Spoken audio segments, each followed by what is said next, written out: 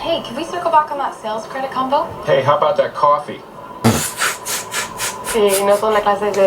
Okay, so today's video, a lot of you have been waiting for this video. It's the reaction to Industry. So Industry season 2. For those of you that don't know what Industry is, it's basically a HBO and BBC series that follows a bunch of graduates who join the world of banking and finance, some on the trading floor, some in the investment banking division in season 1.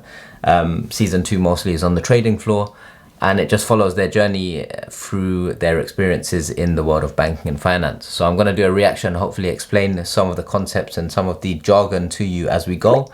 If you haven't seen the reaction videos for Industry season 1, all 8 episodes have been reacted to, and you can check out the videos here. I'll link it all down below in the video description. But for now, let's get straight into Industry season 2, episode 1 reaction. Let's go.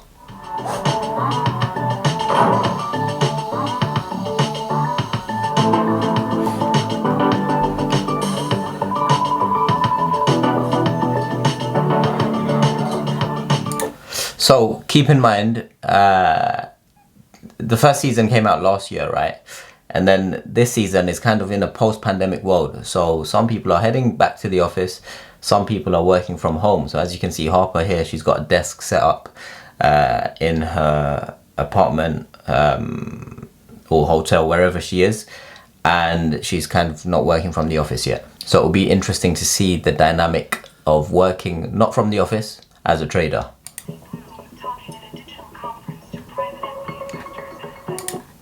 Mr. COVID, Jesse Bloom's pandemic trade turned 28 million into $6 billion.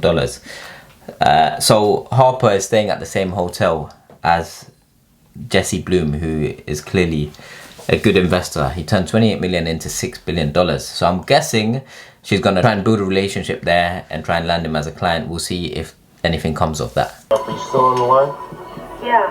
How many hours? Okay, whoa. So Eric is cutting his toenails in the office.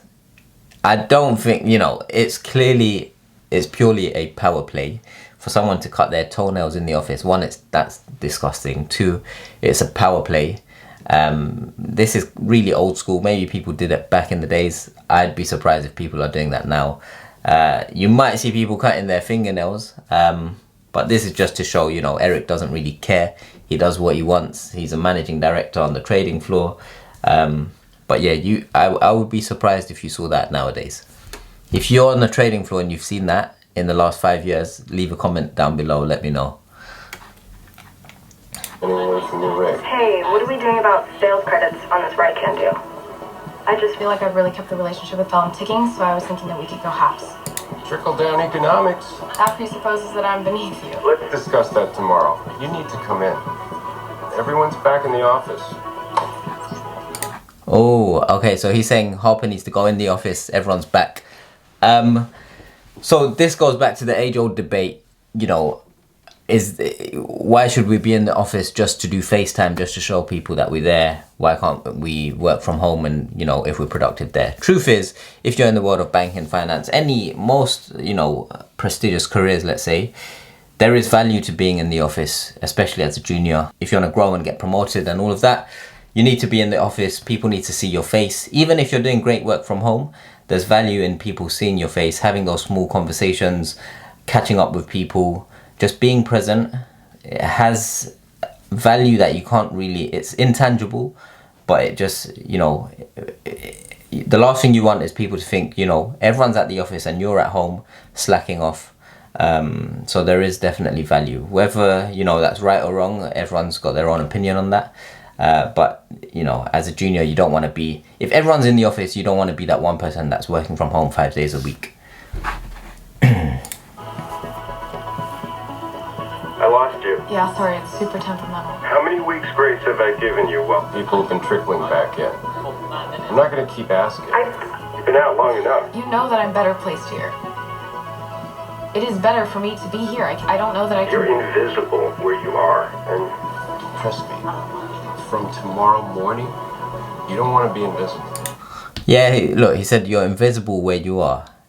And a lot of the world of banking and finance is about your presence. People need to see you. And even when you're in the office and people see you, you need to shout about the work that you do. The people that get to the top are usually often the loudest. You get so many smart people doing, you know, very bright, very hardworking, but they don't do a good job at letting people know that they're doing great work. And so you see other people get promoted faster than them, do better than them in their careers. And it's purely because those people aren't good at promoting themselves. You know, you don't want to be arrogant, or you don't want to shout about yourself too much. But in this industry, you need to let people know what you're doing in order to get ahead.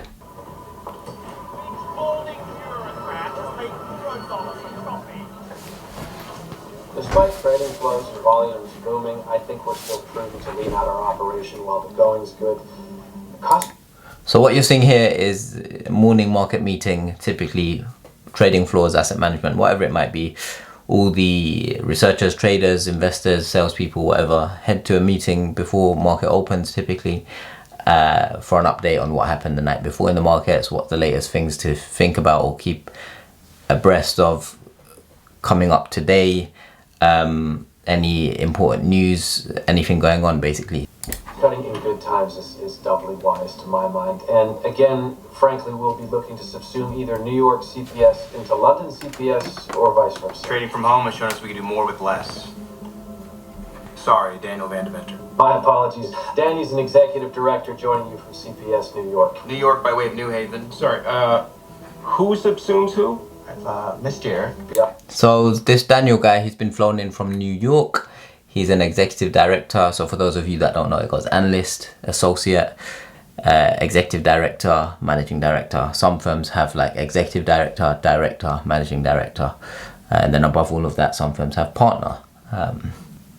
Oftentimes at big global investment banks, New York, the headquarters are in New York. So it's, you know, American investment banks like Goldman Sachs, JP Morgan, Bank of America, Merrill Lynch, Morgan Stanley, all these firms, they're headquartered in New York or in America, right? And so the London office doesn't get as much rep, or is seen as smaller than, or is smaller than the New York office. And so most of the attention is New York because it's an American bank.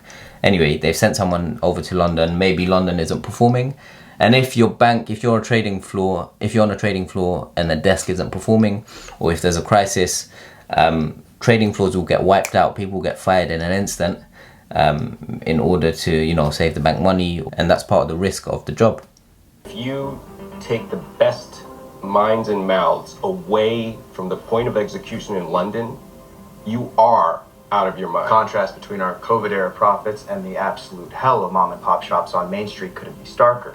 If you don't mind me asking, how do we protect ourselves? Might as well say what you're all thinking. No one would really ask, how do we protect ourselves, like in a meeting. End of the day, look, if you are on the trading floor, let's say you're a trader, if you are making lots of money for the firm, if you're performing well, look, it all comes down to performance. If you're performing well, let's say your cohort, all the analysts, all the associates, all the executive directors, all the managing directors, right? They get ranked typically tier-based, so quartiles, right?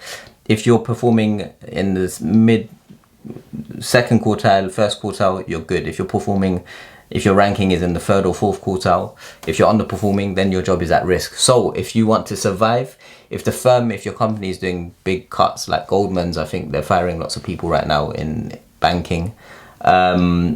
If the best performers survive, and typically firms fire the bottom 5% or so. It's a results driven industry. Produce results, you get paid, you stay. If you don't produce results, you get fired.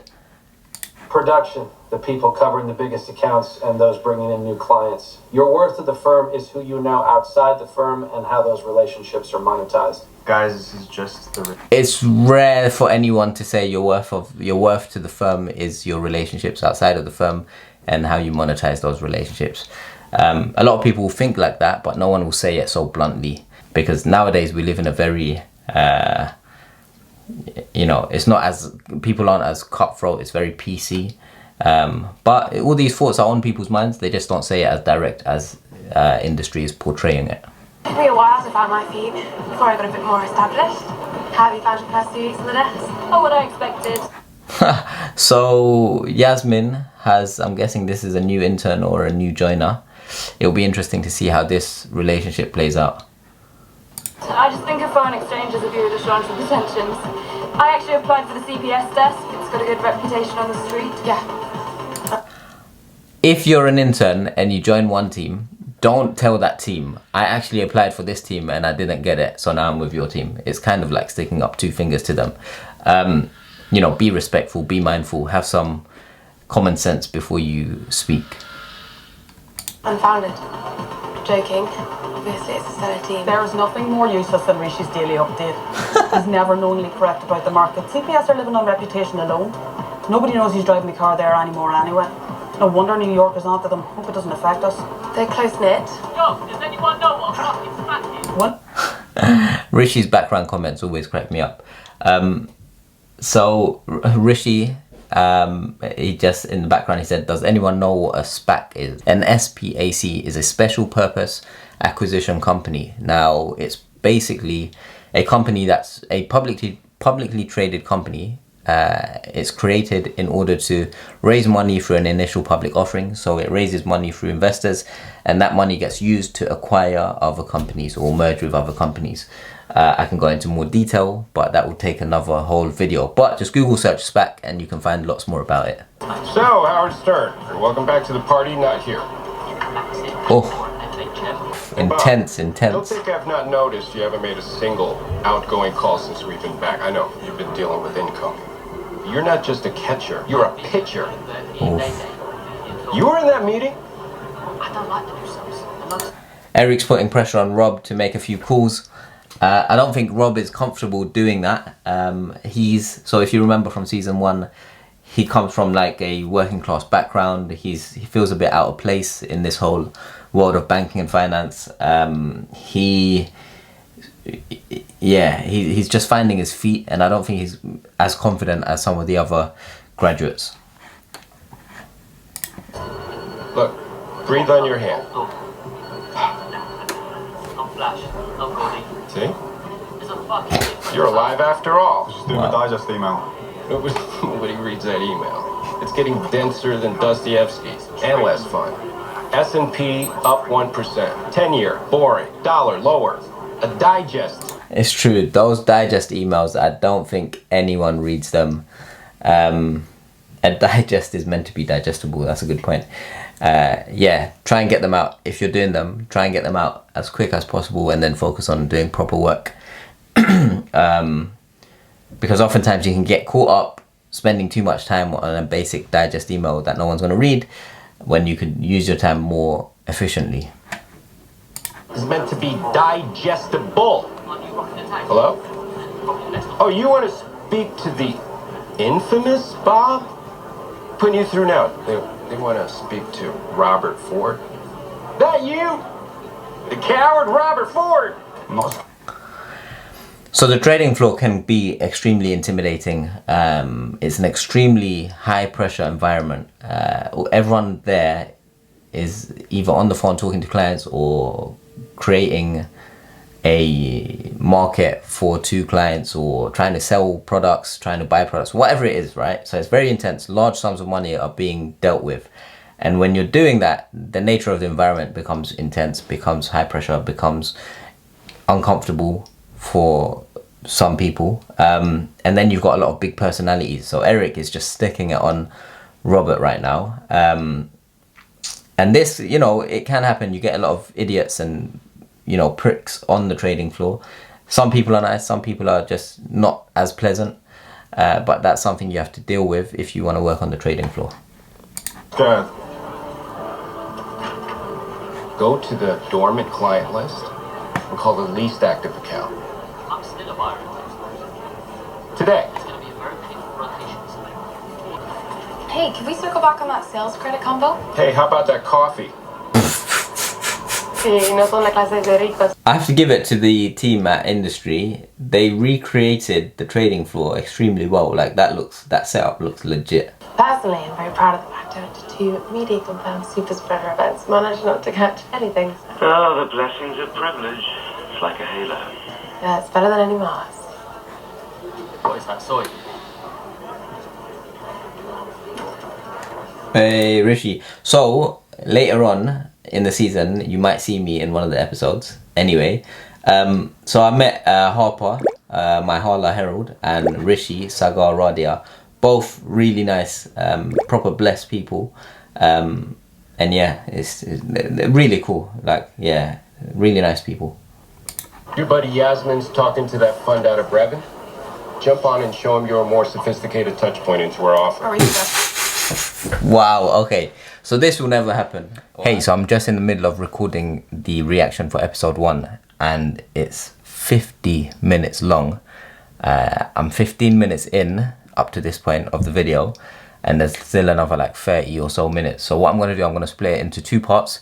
That way you're not sat watching too long, because these days everyone's attention span is reducing and reducing. So I'm going to break it up into 2 parts and end this video here.